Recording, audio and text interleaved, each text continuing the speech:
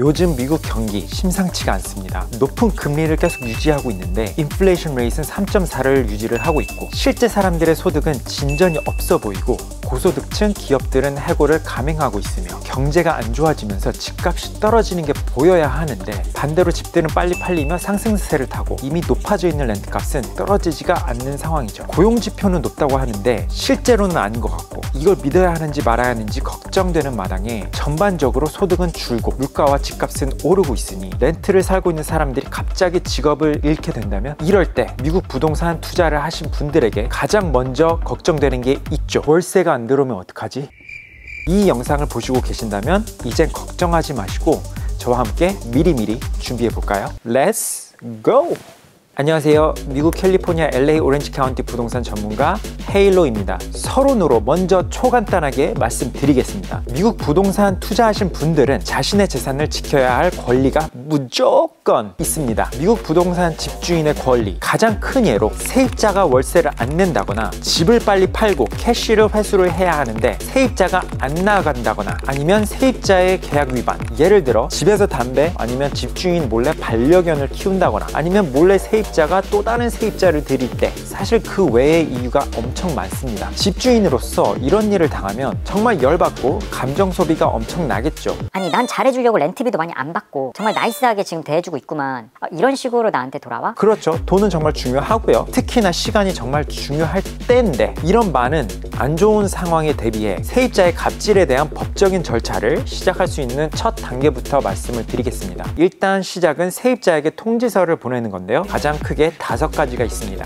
3일, 30일, 60일, 90일, 120일짜리 통지서를 보내는 게 있습니다. 5가지나 돼요? 참 종류가 많네요. 제가 하나하나 일단 간단하게만 짚어드릴게요. 상황에 따라 3일, 30일, 60일, 90일 많이 달라지는데요. 이거를 카테고라이즈 하기가 내용이 많아서 정말 필요하신 분들은 연락을 주시면 제가 자세하게 짚어드리겠습니다. 캘리포니아, LA와 OC는 정당한 사유 그리고 지역에 따라 보낼 수 있는 통지서의 날짜가 달라집니다. 보통 위에 통지서들을 보내는 이유는 집주인의 권리를 행사하기 위해서 보내게 됩니다. 상황에 따라 통지서의 날짜가 달라지기 때문에 자세한 내용은 앞으로 계속 설명드리겠습니다. 3일 통지서는 아주 심각한 상황일 때 보내는 통지서입니다. 자, 예를 들어 첫 번째, 세입자가 월세를 안 냈을 때, 두 번째, 세입자의 계약 위반, 세 번째, 세입자의 이웃들한테서 몇 번의 안 좋은 내용으로 신고가 들어와서 내보내야 하는 상황이거나 질 안 좋은 세입자가 집주인이나 집주인의 부동산 에이전트에게 협박, 위협성을 보일 때, 그리고 네 번째, 세입자가 집주인을 집에 못 들어오게 하는 경우 등등이 있습니다. 더 많은 경우가 있습니다. 세입자의 부정적인 행동과 고의성이 분명하게 보이는 상황에 보내야 합니다. 30일 통지서, 집을 비워달라고 하거나 월세 올릴 때 보내는 통지서입니다. 세입자가 1년 이하의 기간을 살았을 때만 적용이 되고요. 60일 통지서 역시 집을 비워달라고 하거나 월세 올릴 때 보내는 통지서고요.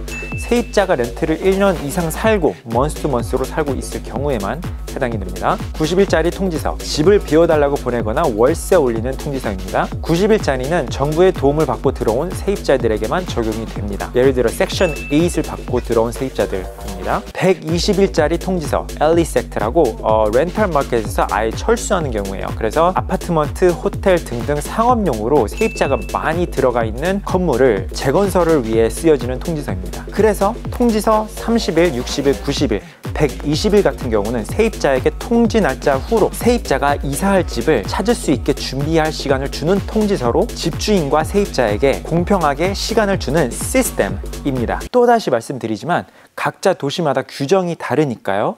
꼭 확인을 하셔야 합니다. 그래서 다시 정리하면 전반적으로 3일짜리는 세입자의 과실로 인해 보내지는 통지서, 30일, 60일, 90일, 120일짜리는 세입자의 무과실 통지서입니다. 무과실 통지서는 보통 집주인이 세입자가 살고 있는 집을 팔거나 집교환, 1031 exchange 아니면 집주인이 이사하려고 보내는 통지서로 쓰여지겠죠. 하지만 무과실 통지서, 30일, 60일, 90일, 120짜리 통지서를 보내시기 전에 세입자분들과 먼저 문자나 이메일, 말로 소통을 하시길 바라겠습니다. 집주인과 세입자는 서로 좋은 관계를 유지를 하는 거는 정말 중요합니다. 소통 없이 갑자기 통지서를 받게 되면 세입자분들 입장으로서는 갑작스럽고 좋은 감정이 좀 없어질 수가 있습니다. 그래서 최대한 서로를 이해해주고 양보하며 중간 지점을 찾아가야 합니다. 하지만 세입자분들과 이메일, 텍스트, 말로 얘기를 다 해놨다고 안심하시면 안 되세요. 왜냐하면 질 안 좋은 세입자 같은 경우는 마지막에 갑자기 말을 바꾼다거나 접촉을 회피하는 경우가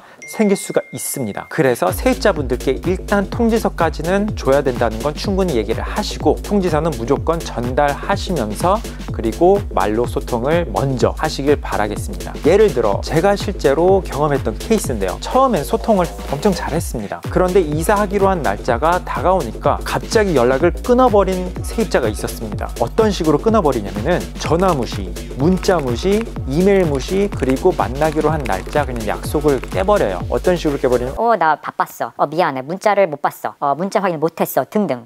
완전 스트레스 받죠. 이런 세입자들은 레드 플래그로서 위의 일들이 한두 번 이상 반복이 된다면 법적인 절차를 준비할 때가 오는 겁니다. 묵묵부답은 세입자들의 최고의 시간벌이로 쓰여지는 전략입니다. 그래서 세입자가 고집을 부리고 문제가 생겨서 법 절차를 밟을 경우 이메일, 문자, 말의 증거물은 효력이 없습니다. 알맞은 절차의 통지서를 보냈을 경우에만 효력이 있습니다. 하지만 통지서를 잘못 쓰시면 나중에 화살이 반대로 돌아오거나 시간 낭비의 문제가 될 수 있으니 세입자 문제가 있으시다면 꼭 저 아니면 전문가께 연락 주시길 바라겠습니다. 자, 그럼 이 통지서를 합법적으로 잘 쓰려면 캘리포니아 법을 잘 알아야겠죠. 캘리포니아 세입자 보호법, 약자로 TPA (Tenant Protection Act), 다른 용어로 AB 1482, 2019년에 패스를 했고요. 2020년 1월부터 시행된 법입니다. 내용은 과도한 임대료 인상으로부터 세입자를 보호하고 주거용 임대 부동산에서 세입자를 퇴거시키기 위해서는 정당한 사유가 있어야만 한다는 법이죠. 캘리포니아라고 모든 도시가 적용되는 건 아닙니다. 카운티마다 다르고 또 도시마다 규정이 다르기 때문에 해당 지역에 시청하고 알아봐야 되는 작업이 무조건 필요합니다. 도움이 필요하시면 연락 주세요. 먼저 집을 비우기 위한 정당한 사유가 필요한 대표적인 지역은 미국 캘리포니아 LA 카운티는 LA, 산타모니카, 베버리 힐즈, 컬버시티, 웨스트 헐리우드 등등 그 외에 많은 다른 도시들이 더 있고요. 오렌지 카운티 같은 경우는 아직까지는 한 개, 산타아나 도시가 있습니다. 면제가 된 도시라도 또 다음 컨디션이 적응이 되어야 합니다. 이것도 역시 도시마다 다르니까 확인 필수. TPA 면제 컨디션, 첫 번째, 해당 집이 개인 이름으로 된 주거용 주택 아니면 타운홈 아니면 콘도이어야 TPA에서 면제가 되고요. 두 번째는 해당 지역이 TPA로부터 면제된다는 문구가 세입자에게 전달이 되어야 하고요. 세 번째, 통지서를 보내는 날짜로부터 15년 전에 지어진 집이면 면제가 되고요. 네 번째, 듀플렉스나 ADU 유닛인데 한쪽 유닛을 집주인이 같이 거주를 하는 경우. 다섯 번째, 세입자가 집 안에 같이 거주를 하고 있는 경우가 면제가 됩니다. 방을 쉐어를 하는 그런 느낌이겠죠. 자, 그럼 세입자 보호법이 면제되는 곳과 면제가 안 되는 곳의 다른 점을 알려드리겠습니다. 세입자 보호법이 해당되는 지역은 세입자의 과실일 경우 정당한 이유가 있기 때문에 바로 통지서를 보내 절차를 진행을 할 수가 있습니다.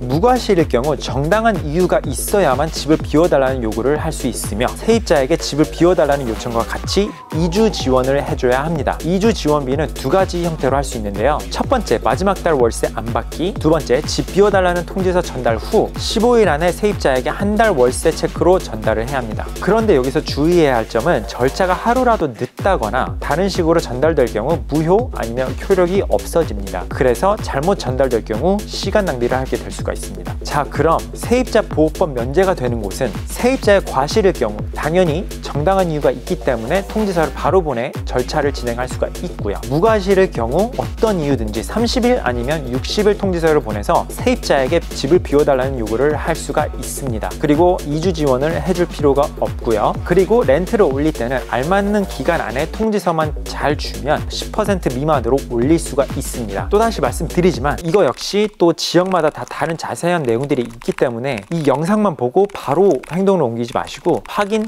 필수입니다. 자, 그럼 세입자에게 집 비워달라고 할 때 필요한 정당한 이유가 또 두 가지로 나뉘는데요. 첫 번째, 세입자의 과실. 두 번째, 세입자의 무과실. 세입자의 과실의 정당한 이유는 월세를 안 낸다거나 계약을 위반한다거나 집주인과 집주인의 집에 불이익을 주는 그런 컨디션 같은 경우는 정당한 이유가 됩니다. 세입자의 무과실 정당한 이유는 첫 번째, 특정 가족 구성원이 집으로 이사. 두 번째, 집을 철거하거나 큰 리모델링. 세 번째, 정부에서 명령. 네 번째, 세입자 세입자가 살고 있는 집의 구매자를 찾았을 경우 그 외로 다른 이유가 있을 수도 있습니다. 그래서 현재 투자용 집, 세입자가 있는 집을 팔 계획이 있으시거나 1031 익스체인지를 하실 분들, 그리고 세입자 관리가 버거우신 분들은 바로바로 연락주세요. 제가 최대한 매끄럽고 스트레스 없이 투자 관리 잘 할 수 있도록 안내해 드리도록 하겠습니다. 그래서 보시다시피 미국 캘리포니아에서는 법적인 절차를 시작하기 위해서는 정당한 사유가 있어야 하며, 이것은 미국 부동산에 투자를 하고 있는 분들께서 세입자가 살고 있는 집을 팔거나 세입자가 문제를 일으킬 경우 꼭 알아야 할 법들입니다. 이를 간과할 시 세입자들의 권리를 침해하게 되는 것이고, 오히려 반대로 화살이 돌아오는 경우가 생길 수가 있습니다. 예를 들어 이사 비용, 정신적 피해 보상, 세입자의 퇴거 진행 금지, 세입자의 변호사 수임료 및 법원 비용 전부 집주인이 부담을 안게 됩니다. 그래서 예민한 환경에 있으시면 세입자와 소통하기 전에 전문가와 상의를 하시는 것을 권장드리고, 매니지먼트 회사에 맡기시는 걸 추천드립니다. 요즘 제가 또 겪은 경험이 있는데, 현재 제 손님이고 외국분이십니다. 현재 세입자가 있던 집을 합법 절차를 통해서 집을 비우고 집을 시장에 팔고 1031 익스체인지를 지금 진행을 하고 있는데요. 짧고 굵게 스토리를 말씀드리면, 집주인이 세입자에게 8년 동안 아주 싸게 월세를 주고 있었어요. 집주인과 아주 좋은 관계를 유지를 하고 있었고요. 얼마나 싸게 줬었냐면 월세가 한 달에 3,000불인데 지금 현재 1,900불을 주고 있었어요. 8년 동안. 세입자는 집주인의 조카의 아는 사람들이었고, 월세를 싸게 사는 동안 최대한 돈을 모아는 걸 도와주면서 나중에 집을 살 수 있게 도와주려는 취지였어요. 그러나 웬걸, 세입자들은 그러질 않았습니다. 월세를 현재 싸게 살고 있으니까 그 남은 돈으로 여행을 가서 놀고, 자동차도 3대, 아니 어른 2명 그리고 초등학교 1명이 사는 집인데 가족의 차가 3대가 필요한 게 말이 됩니까? 그리고 아이 장난감, 새거 뜯지도 않은 박스들이 한쪽에 쌓여 있더라고요. 이런 식으로 다른 곳으로 소비를 더 많이 하고 있었고, 집주인한테 자기들이 살고 있는 집을 사고 싶다고도 얘기를 했어요. 그 얘기를 현재로부터 2년 전쯤부터 집을 팔 거다, 너희들이 살 거냐, 이렇게 서로 계속 커뮤니케이트를 했고, 세입자들은 이 집을 나중에 우리는 빨리 사고 싶다 라고 얘기를 한 거죠. 그런데 바로 오늘까지 집주인이 정작 팔아야 될 때 세입자들은 과한 소비와 빚으로 인해 융자가 안 돼서 집을 지금 못 사게 됐죠. 그리고 해당 집을 다른 사람들에게 지금 팔게 됐고, 세입자들 역시 집에서 나가게 됐고, 집주인도 속상하고 세입자들도 속상하고, 집주인 입장으로서는 세입자에게 집을 살 수 있는 8년의 기회를 줬던 거고요. 집주인은 현재 가족 문제와 재정 문제로 빨리 집을 팔고 캐시로 회수를 해야 하는 상황인데, 세입자들은 안 나가려고 시간을 최대한 끌려고 소통을 끊고 회피를 했어요. 그러니까 집주인은 엄청 속상하죠. 왜냐하면 조카처럼 잘해줬는데 이런 식으로 소통을 하니까. 그래서 집주인분과 저와 같이 합법적인 절차와 적절한 압박감으로 진행을 했고요. 소통을 계속 회피하던 세입자는 결국 시간 안에 자진해서 날짜에 맞춰서 나가게 되었습니다. 그리고 다행히 집주인은 불이익으로부터 보호가 되었고요. 이 일을 같이 진행하면서 정말 안타깝게 느꼈던 거는, 집주인 입장으로서는 8년 동안 그 조카와도 같던 세입자에게 잘해주고 좋은 기회를 줬건만 자신의 말을 무시하는 태도와 행동에 대한 엄청난 실망감을 받았고요. 세입자 입장으로서는 그동안 싸게 살고 있었는데 이제 비싼 월세를 다시 이제 살아야 되는 그런 상황인 거죠. 아무래도 그 집은 집주인의 소유이기 때문에 당연히 집주인의 선택에 따라 권리를 해야 하고요. 또 여기서 깨달았던 건, 집주인분들께서는 월세를 사실 너무 싸게 줘도 안 좋을 수가 있을 것 같다라는 경험이었습니다. 그리고 세입자 입장으로서는 월세를 만약에 싸게 살고 있을 때 빨리 돈 모아서 집 사는 게 최고다라는 걸 느꼈습니다. 어찌됐든 미국 부동산 투자자분들에게는 이런 상황이 올 수도 있어요. 그리고 이 상황에 처하게 되었다면 꼭 알맞은 절차를 통해 진행을 하시길 바랄게요. 그래서 도움이 필요하신 분들은 언제든 따로 연락을 주시고요. 저는 이번 영상 이로 끝내고요. 다음에 또 좋은 내용으로 뵙겠습니다. 미국 캘리포니아 부동산 LA 오렌지 카운티 헤일로였습니다. 감사합니다.